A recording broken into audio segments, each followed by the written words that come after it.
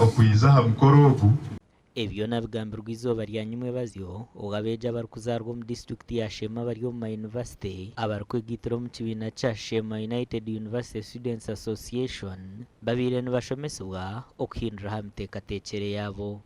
noshuti tweza kushoma twatunga degree tuteekateeka ngo ebindi ebintu ebikubasa kutureetera sente tubyine mugasho.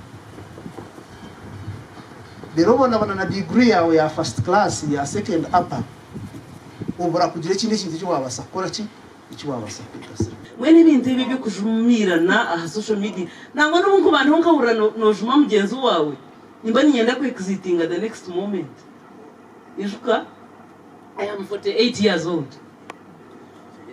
Imagine kusama hungumbura abana nabanjuma nari nabajuba bagenzi babo nogera ngo je preoccupation yanje is this what I should be preoccupying myself with?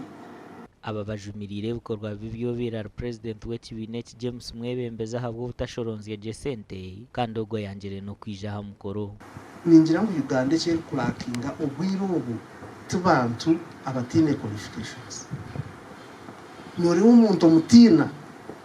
We are actually beginning to go out for all the people who are retired, who are already tested kugenda kubiha yo kugira ngo tubone umuntu wakora n'abantu bamanya n'abatine bitari byabo.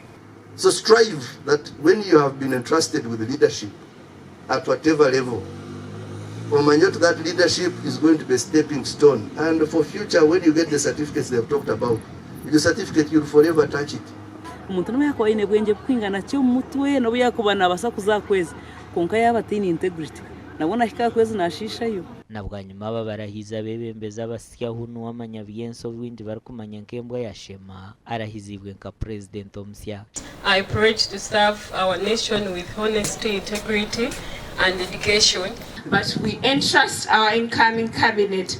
I believe they are dedicated and committed to the association. President obarho abetakwatanisana na committee takwatanisana na speaker takwatanisana na patron binoshanga president waine finance we when work kwata sente jikani president kanti ni finance minister nabwanyuma bamumbana bashema barabiro mu kibiine cy'inka Dr. Nicholas Kwarija urukora n'ekitongore cya KCCA ayehire yo kushashura sente zona ezurkwetengwa kureba ngo umwana wa Sheema yahikwa ha university amakoraga gashakwa Michael atwakire.